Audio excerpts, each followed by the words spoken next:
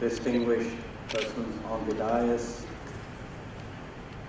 the family of Dr.Kurien, Mr. Kohli, and other guests. I am indeed honored to be here today and to participate in this happy occasion. I must say I was very moved by the story of Dr. Kurien, and in some ways, as importantly, by the wonderful narration of Mr. Tom Alter.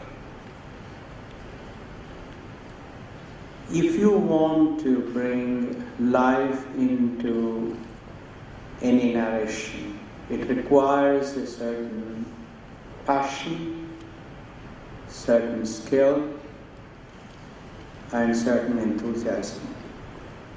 And all the three were present in the work of Mr. Tom Alter. Therefore, I would like to congratulate Atul on such a wonderful choice.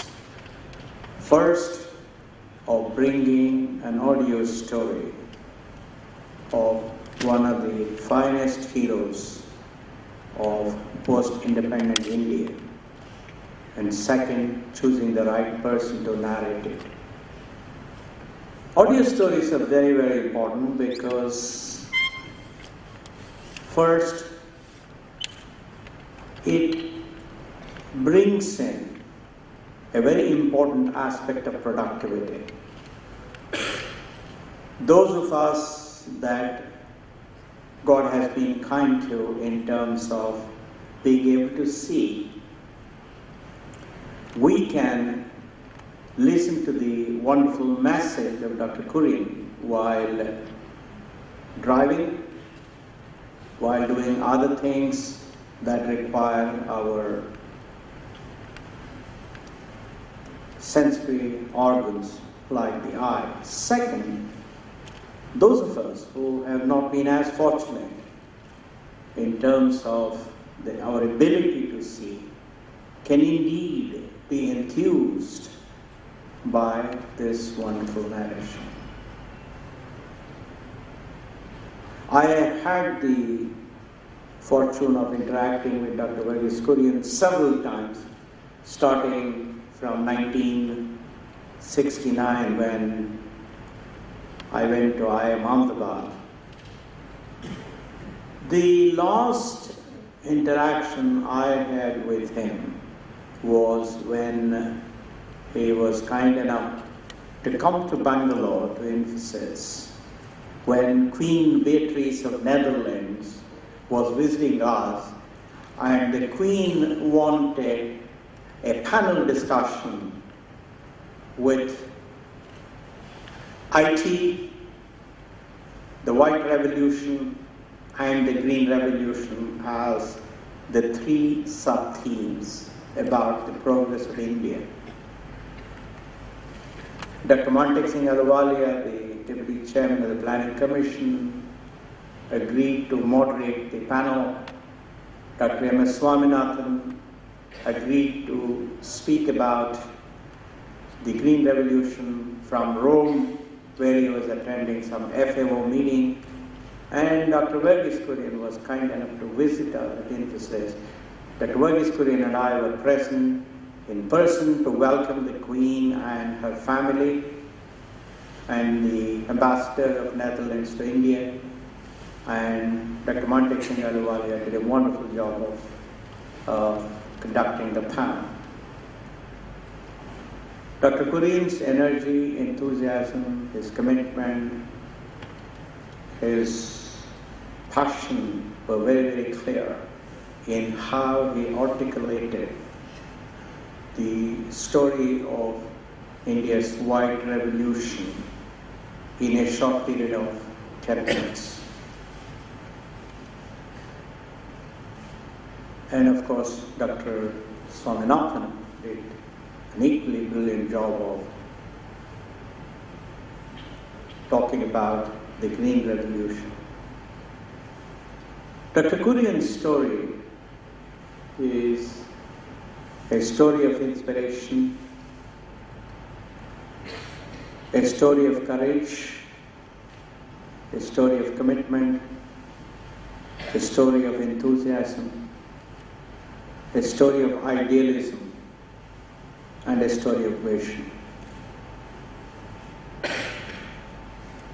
I have not seen too many cases in the world where a young man with a wonderful PhD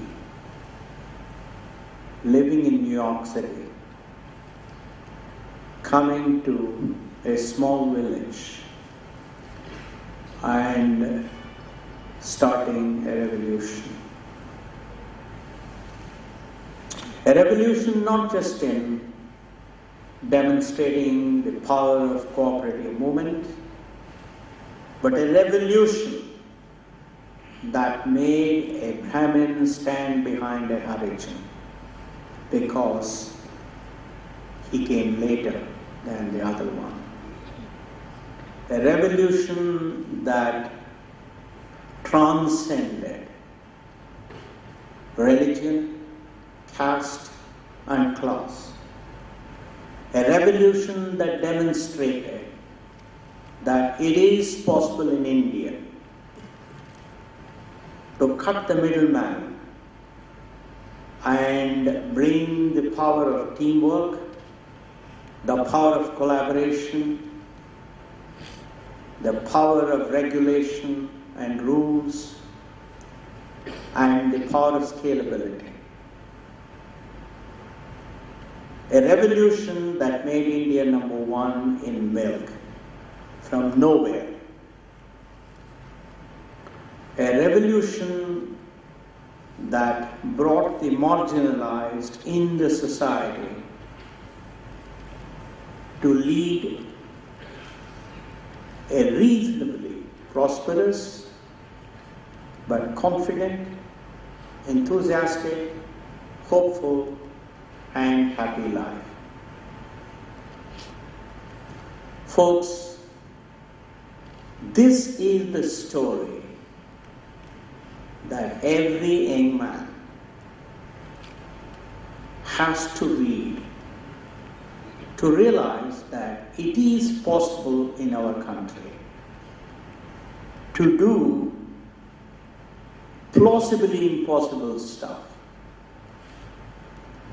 This is the kind of story that demonstrates the power of George Bernard Shaw's words. And he said, most people see things as they are and wonder why. I dream of things that never were and say, why not?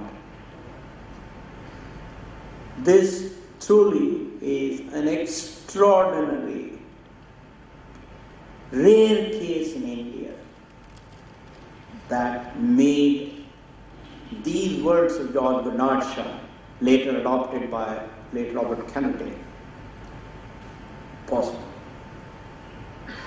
Therefore, as my friend Shashi Tharoor said, if this country does not stand up, salute, and respect people like Dr. Kurien by awarding him a Bharat Ratna, I don't know who else deserves it.